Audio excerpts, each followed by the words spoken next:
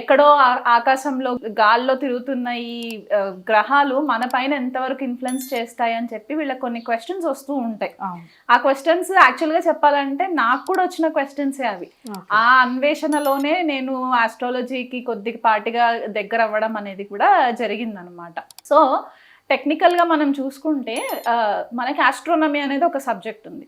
ఆస్ట్రోనమీలో ఏంటంటే స్పెసిఫిక్గా ఒక్కొక్క ప్లానెట్ గురించి డిస్కషన్ చేస్తూ ఉంటారు. సైంటిఫిక్గా మనకి సైంటిస్టులు అన్నీ కూడా చెప్తుంటారు లైఫ్ ఎగ్జిస్ట్ అవుతుందా ఎగ్జిస్ట్ అవ్వదా అని చెప్పి.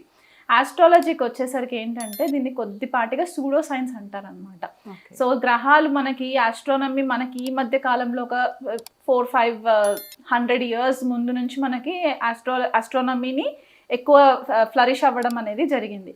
కానీ ఆస్ట్రాలజీ మాత్రం మనకి చాలా కాలం నుంచి ఉందన్నమాట. మనకి పరాశర ఋషి ఎప్పుడైతే మనకి బృహత్ పరాశర హోరాశాస్త్ర రాశారో, లేకపోతే వరాహ మిహిర ఎప్పుడైతే బృహత్ సంహిత ఇలాంటి బుక్స్ రాశారో, వాళ్ళు ఏంటంటే మనకి ఇంచుమించు ద్వాపర యుగం త్రేతాయుగం నుంచి కూడా మనకి ఆస్ట్రాలజీ జ్యోతిష్యం అనేది ఉందన్నమాట.